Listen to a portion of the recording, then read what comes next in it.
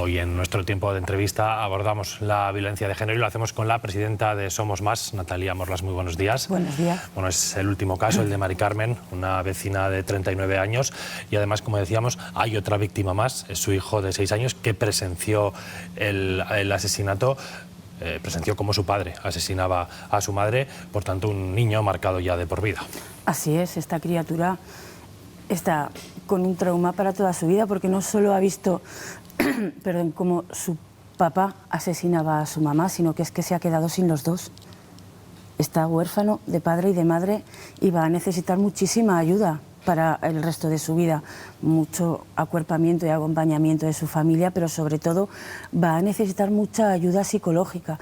Y ayuda psicológica, como pedimos siempre nosotras, no cada 2 meses, sino una ayuda psicológica constante, continuada y hasta que el menor lo necesite, todo el tiempo que sea necesario, que eso es muy importante también. Podemos decir, centrándonos en la situación de los menores, ¿no? En la situación en la que quedan cuando ocurre algo así, que son los grandes ignorados de estos casos porque quizás no se les escucha lo suficiente, no se les presta la atención adecuada. No, quizás no. Es que es así. A los menores hasta los 12 años no se les escucha. El Estatuto de la Víctima no da una edad concreta. Pero esa es la teoría. En la práctica, la realidad es que hasta los 12 años no se les escucha, que no quiere decir que se tenga en cuenta y se tome a rajatabla lo que esos menores digan. Y sí, son los grandes ignorados y los convidados de piedra de todo este terrorismo machista que sufrimos las mujeres, porque los niños tienen mucho que decir, tienen mucho que contar y creemos que el testimonio de los menores es muy importante. No es justo que se les deje aparte, porque según la ley son víctimas de violencia y están viviendo en sus propias carnes lo que ocurre. Cuando están en el hogar en el que se produce y se lleva a cabo esas violencias machistas, pero también cuando van de casa de la madre a la casa del maltratador, cuando los jueces y las juezas les dan las visitas. Esos niños son utilizados para hacer daño a la madre, que es lo que se conoce como violencia vicaria. Entonces esos niños están sufriendo porque se utilizan como armas y como rehenes para hacer daño a la madre, pero es que ellos también sufren ese daño. Porque, claro, estamos hablando, en este caso, es el escenario el peor, ¿no? El más grave, ¿no? Cuando sí, la madre es asesinada, pero también hay otros procesos, por ejemplo, cuando se está negociando un divorcio, una separación, que puede ser de por sí un proceso conflictivo, y ahí también hay que prestar atención a los menores. Claro que hay que prestar atención, porque ahí es donde se produce, por ejemplo, la violencia vicaria.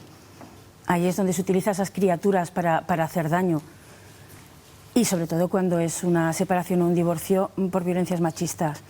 Nosotras lo que siempre pedimos es que cuando hay una condena, cuando hay un hombre condenado, y pongo énfasis en la palabra condenado por violencia, esos niños no pueden ir con ese hombre condenado.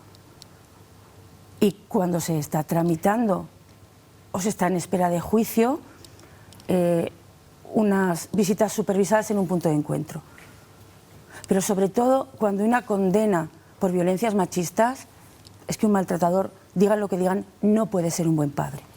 Eso es así. Un hombre que maltrata no puede ser un buen padre bajo ninguna circunstancia.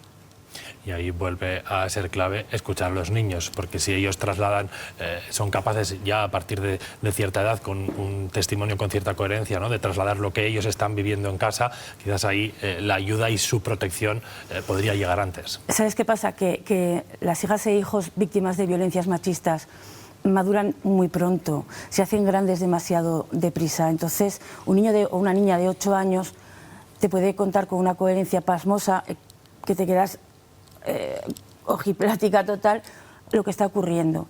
Entonces, no es lo mismo 8 años en una familia normal, estructurada, sin ningún tipo de problema ni de violencia, salvo los problemas normales de una familia diaria, a una hija o un hijo víctima de violencia machistas. Esos niños son más maduros porque les toca, porque tienen que hacerse grandes antes de tiempo. Entonces te explican muy bien lo que les pasa. El problema es que no se les escucha. El caso de Mari Carmen, este último caso, ha abierto otro debate porque ella estaba incluida en el sistema Biogen, pero su nivel de riesgo se había reducido al mínimo tras finalizar la condena de su asesino. Sobre esto se ha referido la delegada del Gobierno en Aragón. Que incremente, dijéramos, esa seguridad y también que estemos más en contacto con familiares tanto de la víctima como del agresor para que nos puedan, ¿no?, puntualizar o aconsejar o ver, ¿no?, que el nivel a lo mejor es más grave. Es evidente, Natalia, que en el caso de Mari Carmen algo ha fallado, algo ha pasado para que en cuestión de semanas, ¿no?, después de que su agresor ya hubiera cumplido su condena, que fue realizar trabajos en beneficio de la comunidad por amenazas, ¿no?, automáticamente después de ese escenario se rebaja el nivel de protección al mínimo. Dentro de la escala que hay en el sistema Biogen, Mari Carmen baja al de riesgo no apreciado. Es que lo de las condenas con trabajos a la comunidad a mí me sorprende cada día más. O sea, no tiene lógica que condenes a un maltratador a trabajos a la comunidad que se realizan en colegios, en centros de mayores, en centros cívicos. Vamos a ver, este señor ya amenazó con un cuchillo a esta mujer que la iba a matar y ha cumplido su amenaza. Están condenando sus señorías a maltratadores a trabajos a la comunidad. Eso no tiene lógica. Están poniendo condenas irrisorias en comparación a los crímenes que se cometen.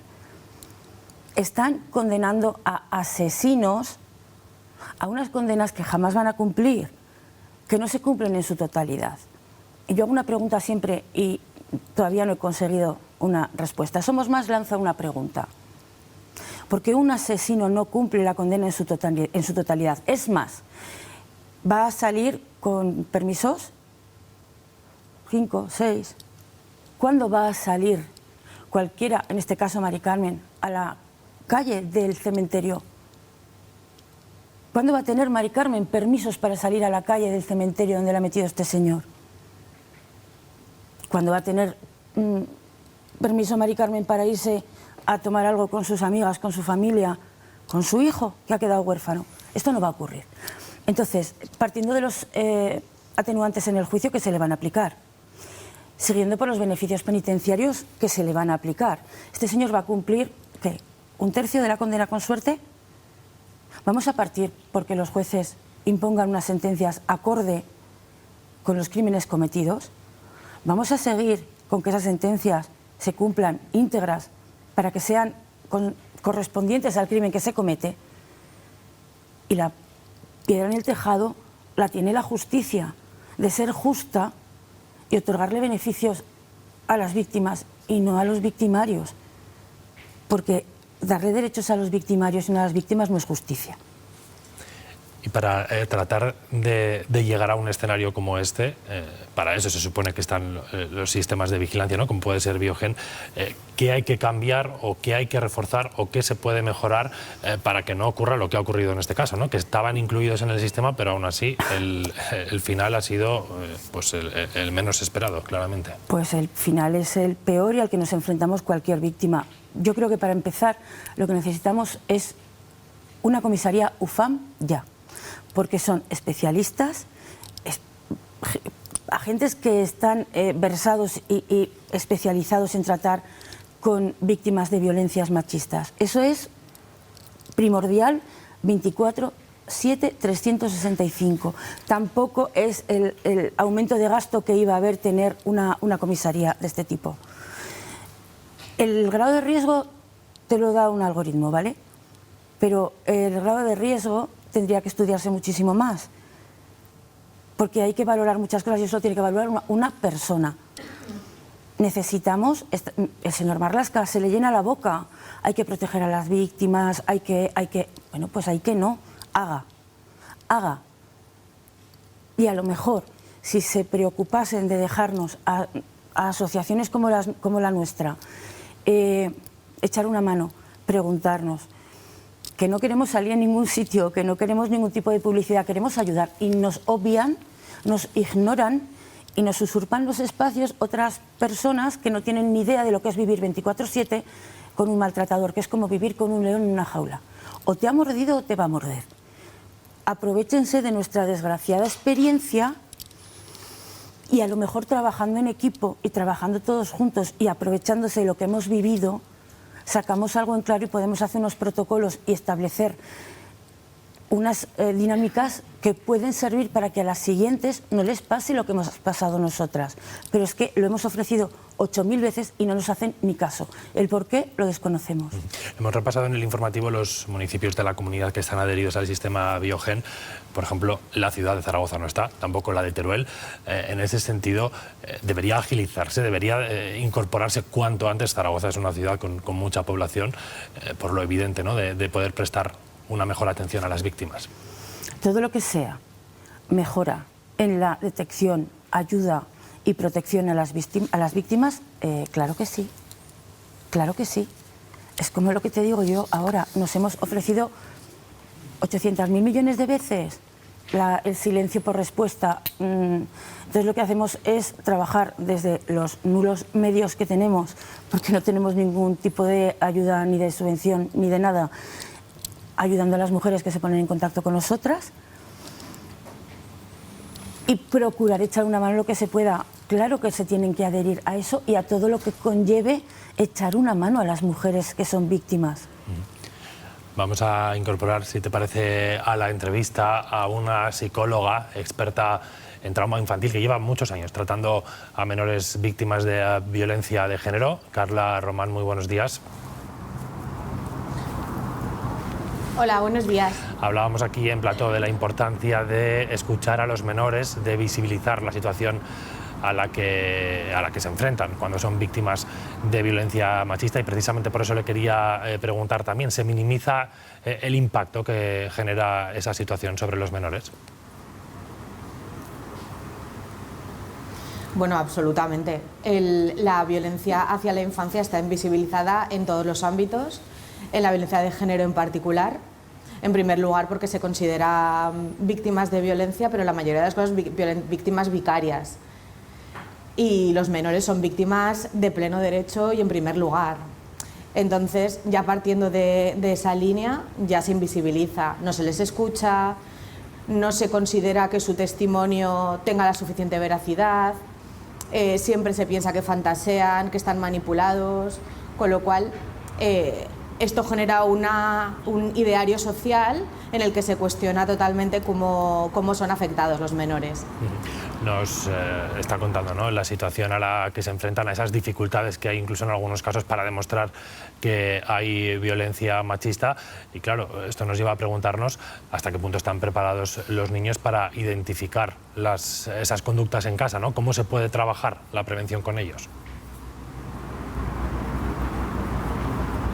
Bueno, la prevención con la infancia pasa por poderles explicar que incluso las personas que les quieren les pueden hacer daño y poder identificar qué comportamientos son adecuados, cuáles no, y desde bien pequeñitos, porque la prevención en violencia machista o violencia de género se ofrece sobre todo a partir de edades mayores, adolescencia, preadolescencia, en las que las niñas pueden ser ya víctimas y los niños pueden ser agresores. Sin embargo, si no ponemos énfasis en la prevención en primera infancia, no estamos atajando de raíz el que luego puedan repetir patrones, el que puedan reproducir conductas violentas y que se puedan proteger y que puedan pedir ayuda, porque la clave está en que los niños sepan que hay alguien en el entorno que les puedan ayudar. Daros cuenta que la agresión de una persona de su entorno que le quiere muchísimo, ellos acaban entendiendo que todo el mundo se va a relacionar así con ellos. Entonces hay que romper esas creencias. Precisamente por eso, en eso quería incidir, ¿no?, a las secuelas que se puede enfrentar un menor que vive este tipo de situaciones, desde una situación de agresión en casa, ¿no?, visibilizar el maltrato en casa, hasta la situación, hasta el caso, como comentábamos al inicio, de Mari Carmen, donde su hijo ha presenciado el asesinato de su madre por parte de su padre, ¿no? Por eso es fundamental también tener en cuenta los efectos que puede tener para ellos vivir en un hogar donde existe violencia machista. Sí, bueno, hay todo un abanico de sintomatología, desde la más sutil, en la que simplemente puedo reproducir conductas violentas, agresivas, irrespetuosas, hasta un patrón en el que ya construyo mi personalidad con un comportamiento más violento, aparte de lo que implica el estrés postraumático de haber presenciado un comportamiento, o sea, el asesinato de esta madre, ¿no? Este niño tiene muchas papeletas de desarrollar un trastorno de estrés postraumático, trastornos de ansiedad o lo que sea. Lo que pasa es que los niños me sorprenden porque tienen la capacidad de sobreponerse y tienen un nivel de resiliencia enorme. Entonces yo creo que si la sociedad está preparada para darle respuesta, podemos ayudar a que estos niños se sobrepongan y puedan salir adelante, en particular este niño de 6 años. Pues Carla Román, muchas gracias por habernos atendido, por haber participado hoy en Buenos Días Aragón. Muchas gracias a vosotros. Bueno, como les hemos contado al inicio, durante la última década, más de 360 menores se han quedado huérfanos en España al perder a su madre tras un crimen machista.